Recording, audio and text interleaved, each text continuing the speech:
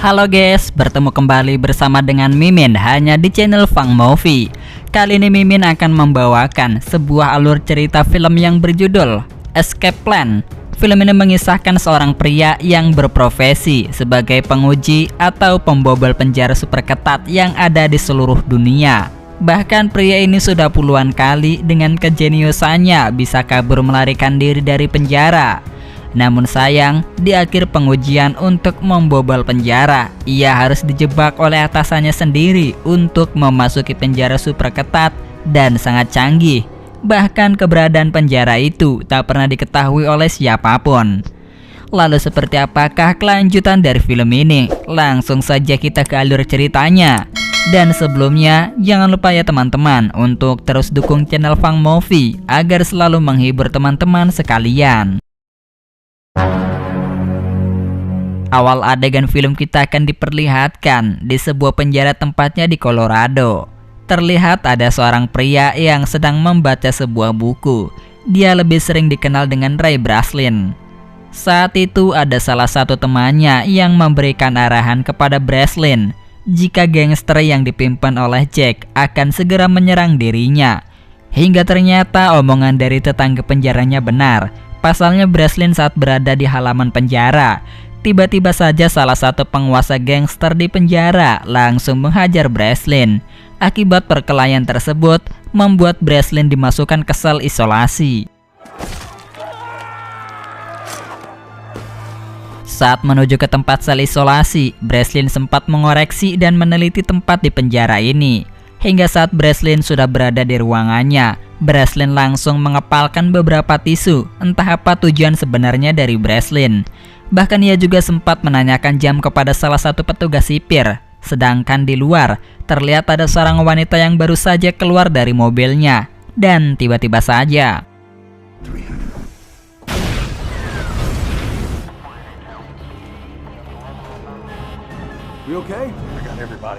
saat terjadinya ledakan di dalam sel isolasi, ternyata Breslin sudah tak ada di sana. Yang ternyata Breslin telah kabur menyamar sebagai salah satu anggota damkar dan berhasil kabur dengan seorang rekan wanitanya yang bernama Rose yang baru saja mobilnya meledak, dan juga rekan lainnya bernama Hus. Namun setelah Breslin diturunkan di jalan untuk menelpon seseorang, tiba-tiba saja para polisi sudah mengepungnya dan akhirnya Breslin kembali tertangkap lagi. Saat berada di ruangan komisaris polisi, Breslin dan rekannya bernama Lester langsung menjelaskan kepada sipir penjara kalau Breslin sedang bekerja di sebuah perusahaan BNC Security, yaitu perusahaan yang bergerak di bidang penguji keamanan maksimum nasional. Kemudian Breslin menjelaskan bagaimana ia bisa keluar dari penjara dengan sangat mudahnya. Ia hanya melakukan 3 hal yang sangat penting dalam pelariannya itu. Yang pertama adalah mengetahui tata ruang, yang kedua sudah mengetahui kegiatan setiap hari di dalam penjara, dan yang terakhir mendapatkan bantuan dari luar maupun dari dalam. Tak hanya itu saja, Breslin juga bisa mengetahui kode keamanan penjara karena ia telah memanfaatkan sebuah kotak susu yang di dalamnya ada sebuah plastik transparan. Yang hal itu ia gunakan untuk mencoba mengetahui kode 4 digit keamanan dari penjara itu. Setelah Breslin menjelaskannya, akhirnya ia pun dibebaskan dari penjara tersebut.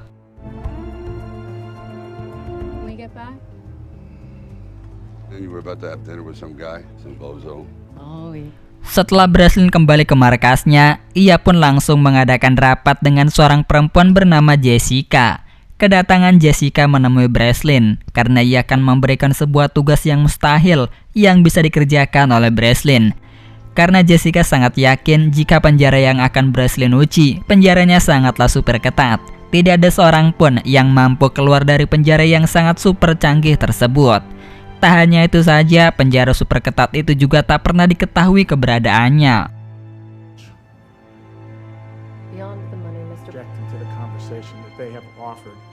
Kemudian saat itu Breslin langsung setuju karena bayarannya lebih besar dari biasanya. Breslin kemudian mengganti namanya yang bernama Anthony agar identitasnya yang sebenarnya tak diketahui. Breslin juga telah ditanamkan sebuah chip agar mereka bisa mengetahui posisi Breslin saat tiba di dalam penjara. Saat Breslin sudah bersiap-siap di jalanan, tiba-tiba saja Breslin ditangkap oleh orang yang tak dikenal. Orang itu juga mengetahui jika Breslin telah ditanamkan sebuah chip di tubuhnya. Tak lama dari itu, akhirnya Breslin sudah sampai di dalam penjara super ketat ini. Saat itu Breslin sudah disambut dengan seorang direktur sekaligus arsitektur penjara super canggih. Dia bernama Hobbes. Saat itu Hobbes mengatakan kepada Breslin atau Anthony jika penjara ini sangatlah ketat dan sudah bertaraf internasional. Breslin kemudian langsung memikirkan sebuah cara agar ia bisa keluar dari penjara ini. Saat ketika Breslin sedang berkumpul dengan para napi lainnya, Breslin telah bersinggungan dengan beberapa napi yang telah menghinanya. Karena Breslin tak terima, akhirnya ia pun langsung memukul pria tersebut.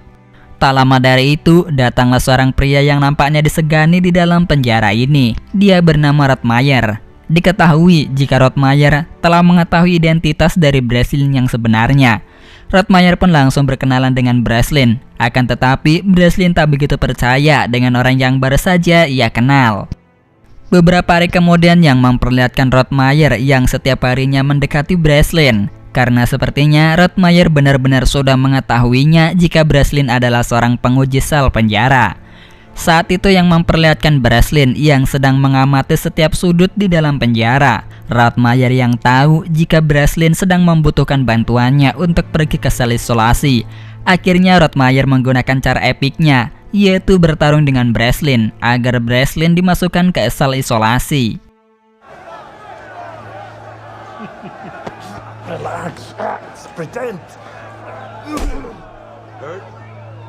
Setelah sampai di sel isolasi, ternyata sel itu benar-benar di luar batas Breslin. Karena saat di dalam sel isolasi, Breslin langsung disoroti oleh lampu yang sangat terang. Yang hal itu tentu saja membuat Breslin merasa sangat-sangat tersiksa. Hingga saat itulah, Breslin mencoba untuk berpikir dan mencari kelemahan di dalam sel isolasi tersebut. Setelah Breslin sudah dihukum di sel isolasi, Rottmeier kemudian bertemu dengan Breslin yang menanyakan apakah Breslin sudah mengetahui titik celah di dalam sel isolasi tersebut. Breslin kemudian menjelaskan jika ia sudah menemukan satu celah. Ia mengatakan kepada Rottmeier jika ia membutuhkan sepotong logam. Jika Rottmeier bisa memberikannya, maka ia akan mengeluarkan Rottmeier dari dalam penjara ini. Rottmeier pun langsung setuju karena ia sebelumnya tahu jika Breslin adalah orang yang paling jenius dalam pekerjaan ini. Saat itu terlihat Rottmeier yang bertemu dengan Hobbes dan ia meminta pulpen dan kertas kepada Hobbes. Tujuannya sangat unik, yaitu membuat Hobbes marah karena Rottmeier menggambar pelecehan terhadapnya. Kemudian ia pun langsung digebukin tuh sama para penjaga sipir. Tanpa sepengetahuan para sipir, Rottmeier mengambil sepotong besi logam saat ia dalam kondisi digebukin. Setelah itu, Rottmeier bertemu dengan Breslin. Disinilah Breslin langsung mengikut sertakan Rottmeier untuk kabur dari penjara ini. Ia memberikan 3 hal yang paling penting untuk keluar dari penjara ini. Yang alhasil, setelah dijelaskan beberapa hal, Rottmeier kemudian langsung melancarkan aksinya agar mereka berdua bisa dimasukkan ke sel isolasi lagi. Karena di sana Breslin akan menjalankan beberapa rencananya. Kemudian Rottmeier dan juga Breslin langsung membuat kekacauan dengan cara baku hantam dengan sesama tahanan lain. Setelah aksi baku hantam, akhirnya mereka berdua langsung dimasukkan ke dalam sel isolasi lagi. Breslin kemudian langsung menjelaskan rencananya. Ia langsung memfokuskan titik cahaya lampu baut aluminium agar baut itu bisa sedikit longgar. Sedangkan Rottmeier sendiri langsung bertugas sebagai pengalian agar Breslin bisa menjalankan tugasnya. Saat itulah akhirnya Breslin bisa membuka baut tersebut. Kemudian ia langsung pergi untuk melihat keluar berada di manakah letak penjara mereka berada. Namun saat itulah Breslin langsung dibuat sangat terkejut. Pasalnya penjara itu ternyata penjara kapal laut. Dan kini mereka sedang berada di tengah-tengah lautan. Akhirnya karena Breslin sudah mengetahuinya, kemudian ia langsung kembali lagi agar aksinya tak diketahui. Sedangkan di sisi lain yang memperlihatkan rekan-rekan Breslin yang sangat mengkhawatirkan keadaan Breslin karena mereka sampai sekarang belum bisa menerima kabar apapun dari Breslin. Lester mengatakan kepada mereka berdua sebagai ketuanya jika sekarang ini Breslin sedang mendapatkan tugas yang sangat berat karena bayarannya sangatlah besar. Lester kemudian saat itu langsung menelpon Hobbes. Ia memberitahukan kepada Hobbes agar memisahkan Rottmeier dan juga Breslin. Nah, saat itulah setiap harinya Breslin selalu mendapatkan siksaan dari para sipir atas perintah Hobbes. Kemudian disinilah Breslin langsung menjalankan rencananya bersama dengan Rottmeier. Ia pun langsung membuat kakinya sendiri terluka. Setelah itu, ia pun kini harus dijahit oleh seorang dokter. Saat waktu lenggang, Breslin langsung menceramai dokter itu jika dokter tak sepantasnya menjalankan pekerjaan di sini karena tak sesuai dengan sumpah dan janjinya saat menjadi seorang dokter. Dalam hal ini akhirnya dokter itu langsung sadar jika pekerjaannya ini sudah tak sesuai dengan kemauannya. Breslin kemudian langsung meminta bantuan kepada dokter itu untuk menjalankan aksi kaburnya. Setelah lukanya dijahit, kemudian ia bertemu kembali lagi bersama dengan Rottmeier. Saat itu Breslin membutuhkan kacamata dan Rottmeier langsung memberikannya. Guna kacamata itu sebagai alat pengukur derajat. Saat berada di ruangan, salah satu anak buah Hobbes tahu jika Breslin sedang merencanakan sesuatu, yang akhirnya pada saat itu juga Breslin langsung dipanggil oleh Hobbes. Saat itu Hobbes mengatakan kepada Breslin jika ia sudah tahu pekerjaan Breslin yang sebenarnya. Hobbes juga membeberkan jika orang-orang Breslin menginginkan agar Breslin tetap berada di dalam penjara ini. Di sini Breslin berusaha untuk bernegosiasi dengan Hobbes jika ia akan menangkap Victor bersama dengan jaringannya. Akan tetapi Breslin meminta syarat kepada Hobbes jika ia harus mengeluarkannya dari penjara ini, maka ia akan menjalankan untuk menangkap Victor. Di sisi lain Breslin langsung mengatakan kepada Rottmeier tentang rencananya bersama dengan Hobbes. Saat itu Breslin meminta kepada Rottmeier agar Rottmeier melibatkan Javert dalam rencananya, karena Javert akan berguna untuk mengukur derajat agar mereka bisa mengetahui di mana posisi mereka saat ini. Hingga akhirnya saat Rottmeier bertemu dengan Javert, akhirnya Javert telah setuju dengan rencananya. Kemudian Javert langsung memberitahukan rencana pelarian Breslin dan juga Rottmeier. Namun ia meminta imbalan kepada Hobbes agar ia diperbolehkan untuk berdoa di ruangan terbuka, karena ia akan berdoa kepada Tuhannya. Singkatnya, Javert pun langsung menjalankan aksinya untuk mengukur derajat. Saat ketika Breslin sudah mengukur derajatnya, ternyata kini kapal penjara ini sedang berada di laut lepas Maroko. Kemudian saat itulah mereka mulai menjalankan aksi rencananya. Saat itu Javert langsung sebagai eksekusi pengalihannya untuk menantang orang-orang untuk berkelahi dengannya. Ternyata aksi dari Breslin dan kawan-kawannya sudah berhasil diketahui oleh Hobbes melalui CCTV. Kemudian Hobbes langsung menyuruh anak buahnya langsung menangkap Breslin. Dalam pelariannya sangat disayangkan, Javert telah terkena tembakan di perutnya. Kemudian langsung meminta senjata, sedangkan Breslin dan juga Rottmeier disuruh oleh Javert untuk meninggalkannya, karena ia akan menghalang pergerakan para petugas sipir. Namun dalam aksi tembak-menembak, ia pun harus tewas.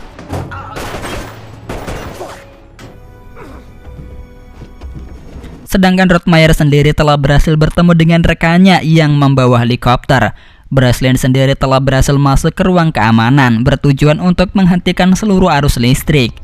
Setelah itu Breslin langsung bersembunyi di dalam tangki, karena tangki itu akan membuang air saat ada kebocoran di dalam kapal. Yang akhirnya ia pun berhasil keluar melalui air yang terbuang ke laut. Kemudian Breslin langsung menembaki Hobbes hingga terkena ledakan dari drum yang berisi minyak. Singkatnya Breslin pun sudah berada di daratan.